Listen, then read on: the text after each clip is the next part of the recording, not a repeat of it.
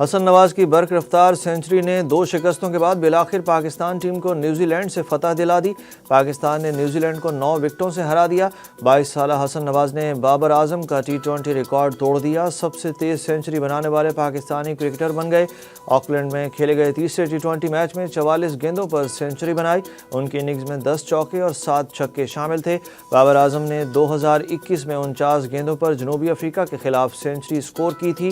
تیسرے T20 میں پاکستان کی کامیابی کے بعد کیویز کو سیریز میں اب بھی 2-1 سے برتری حاصل ہے۔ میچ میں قومی ٹیم کے کھلاڑیوں نے میدان میں ہی روزہ افطار کیا۔ پشاور ہائی کورٹ نے فوجی عدالتوں کی سزاؤں کے خلاف تمام درخواستیں خارج کر دیں۔ ملٹری کورٹ کی سزاؤں کے خلاف دائر 29 ریٹ درخواستوں پر سماعت پشاور ہائی کورٹ کے جسٹس نعیم انور اور جسٹس ڈاکٹر خورشید اقبال پر مشتمل 2 رکنی بینچ نے کی۔ ہائی کورٹ نے اپنے فیصلے میں قرار دیا کہ ملٹری کورٹ سے سزا یافتہ ملزمان کی سزا اس وقت سے شمار ہوگی جس وقت ان کی سزاؤں پر فیلڈ جنرل کورٹ مارشل دستخط کرے گا۔ حکومت کی جانب سے عمران خان کے خلاف توہین عدالت کی درخواست پر سماعت غیر معینہ مدت کے لیے ملتوی ہو گئی۔ سپریم کورٹ کے جج جسٹس جمال خان نندوخیل بولے، توہین عدالت کے کیس میں درخواست گزار کا کام صرف معلومات دینا ہوتا ہے۔ معلومات عدالت تک پہنچ گئی، اب حکومت کا کام ختم ہو گیا۔ درخواست پر سماعت جسٹس امین الدین خان کی سربراہی میں 5 رکنی سپریم کورٹ کے بینچ نے کی۔ حکومت نے جون 2022 میں عمران خان کے خلاف توہین عدالت کی درخواست لانگ مارچ کو مقررہ مقام سے 4 کلومیٹر آگے جناح ایونیو تک لانے پر دائر کی تھی۔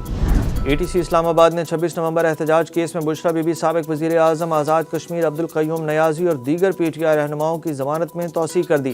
ڈیوٹی جج طاہر عباس سپرا نے بشرا بی بی کی عبوری ضمانت میں 5 مئی تک توسیع کرتے ہوئے ریمارکس دیے کہ میں آج ہی تفتیشی کو ہدایت کروں گا وہ بشرا بی بی کو شامل تفتیش کریں۔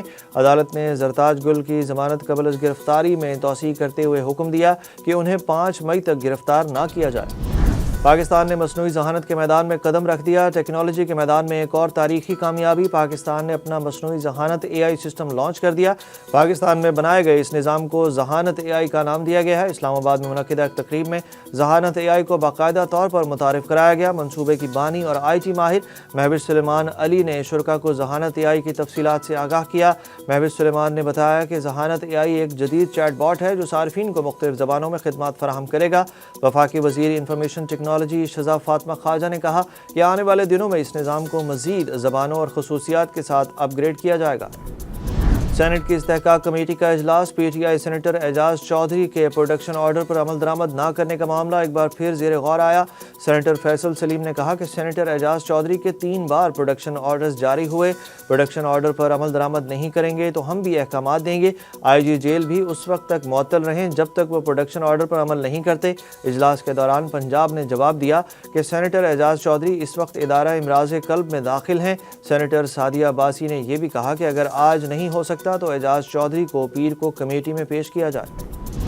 IMF سے مذاکرات کی کامیابی میں کوئی بڑی رکاوٹ نہیں، جلد خوشخبری ملے گی۔ وفاقی وزیر خزانہ محمد اورنگزیب قرض کی نئی قسط کے لیے پر امید ہو گئے۔ لاہور میں تقریب سے خطاب میں انہوں نے کہا کہ پاکستان کو ماحولیاتی تبدیلی جیسے چیلنجز کا سامنا ہے۔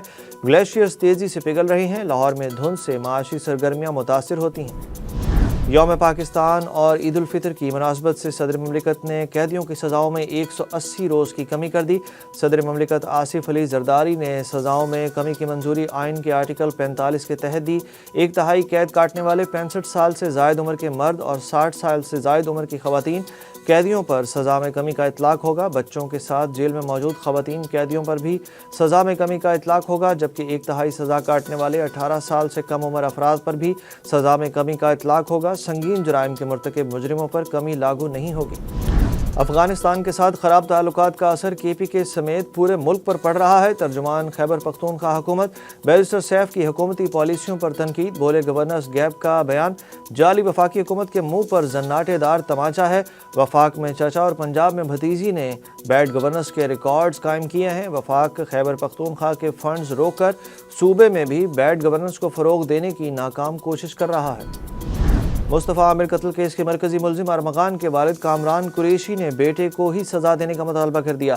ملزم کامران قریشی کا غیر قانونی اسلحہ اور منشیات کیس میں 2 روزہ جسمانی ریمانڈ منظور پولیس کے حوالے کر دیا گیا۔ ارمغان کے والد ملزم کامران قریشی نے پولیس حراست میں ابتدائی بیان دیا، جس میں ملزم نے اپنے بیٹے ارمغان کو سزا دینے کا مطالبہ کیا اور مصطفیٰ عامر کے والدین سے بھی معافیاں مانگنا شروع کر دیں۔ کامران قریشی نے بیان میں بتایا کہ اگر بیٹے نے قتل کیا ہے تو قانون کے مطابق سزا ملنی چاہیے۔ سابق قومی کپتان شعیب ملک اور بھارتی ٹینس سٹار ثانیہ مرزا کے درمیان علیحدگی کیوں ہوئی؟ شعیب ملک کی بہن نے چونکا دینے والا انکشاف کر دیا۔ شعیب ملک کی بہن نے دعویٰ کیا کہ ثانیہ شعیب کے افیئرز کے معاملات سے تھک چکی تھیں، اس لیے خلا لیا۔ بھارتی میڈیا پر بھی شعیب ملک کی بہن کے انٹرویو کے چرچے۔ دعویٰ کیا جا رہا ہے کہ شعیب ملک کی بہن نے حالیہ انٹرویو میں انکشاف کیا ہے کہ ان کے پورے خاندان نے شعیب کی ثنا جاوید کے ساتھ شادی کی تقریب میں شرکت نہ کرنے کا فیصلہ کیا۔